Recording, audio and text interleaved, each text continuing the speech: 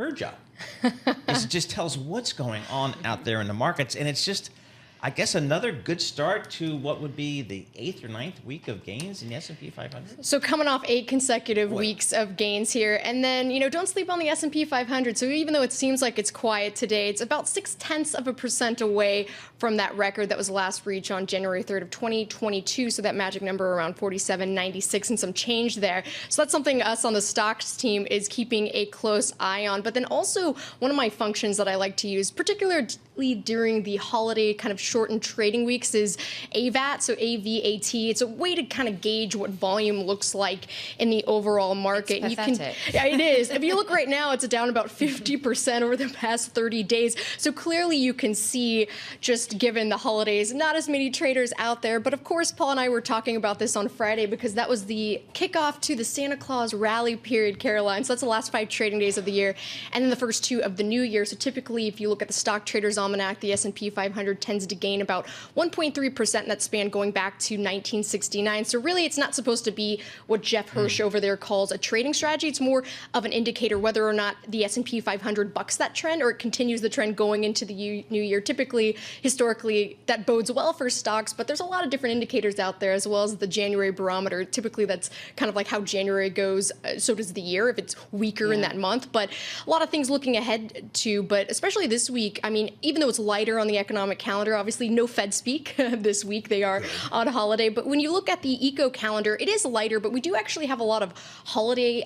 When you are looking at the housing market in particular, we are going to get some indicators for that. So we'll have pending home sales later this week. But this morning, we actually did get a reading when it comes to housing prices from the FHFA. So you look at that, actually, those home price index actually rose a little bit less than expected, but still climbing when you do look at year-over-year numbers there. And when you think about home builder stocks, which Paul and I have talked so much this year about, the industry group in the S&P 500, what a tear they've been on, even though there was some weakness back in the summer, up over 70% for that group in the S&P 500 year-to-date, Caroline. I mean, the fundamentals ultimately have been one of the market trying to get ahead of the Fed at the moment. What the market's pricing in double the amount of rate cuts than the Fed is currently pricing in for next year, or at least anticipating. But go to some of the geopolitical shocks that we're currently trying to weather, because the one thing that has been moving is oil. That's and right. we do see some increased tensions. That does seem to be the only thing that would have perhaps investors' minds tracked today.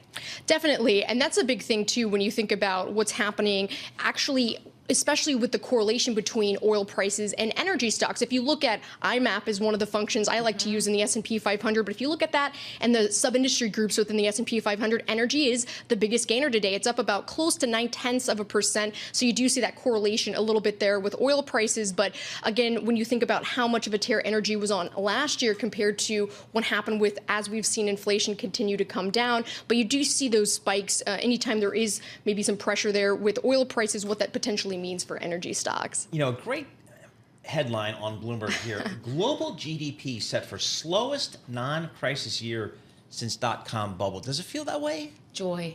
I don't know. I mean, it just doesn't feel that way. But I guess in Europe, certainly recession for much of Europe. China slowing growth. The reopened trade didn't work. But here in the U.S., it feels solid, even when we know the fourth quarter print is going to be a lot slower than the third So quarter. bringing that up, the Atlanta Fed GDP Now model, so that actually has it came down a little bit. So 2.3% was the latest estimate on December 22nd. So you do see that holiday quarter slowing from close to 5%, right, in the third quarter, but still over 2%. That's not necessarily bad growth for the U.S. economy there. So that's not necessarily when people keep arguing about a recession. You can't see that number yet. People were out. I was flying over the weekend. I actually came back yesterday. Did you appreciate another wedding? No, Did you marry I went to visit my parents. They live where the majority of Americans go when they retire. That's correct. They do live in Florida. So I was down there. A lot of people there. Jess marries people. She's like, what are you? Oh, you're an officiant. I'm an officiant. I am. So they call me Minister Menton, but but not a wedding this time. Just down there for the holidays. I mean, if I got married by Jess, I'd be like, am I really married? I mean, I need a priest. I need a rabbi. I need something official. Things could get weird in here if we're not careful. You know what? I am a married woman already, but don't try and enact You know what? any of your If anyone needs to get hitched, I give the greatest speeches. So there you go. But I have to say, though, full flight on the way back. It was packed. So to me, a lot of people out there spending money right now. People are out there flying. People are out there spending They money. are. I think they were. We'll get some more color on the holiday spending coming up. But boy, people were out and about going nuts on Saturday. I can tell you about that. S&P 500 up 0.3%. Jess Menton, thanks so much for joining us. Jess Menton, she covers all the markets for Bloomberg News here. S&P up 0.3%. The NASDAQ up 0.4%. And we call out the Russell here in this studio because the Russell 2000's been the real gainer this year, up 0.5%. This is Bloomberg.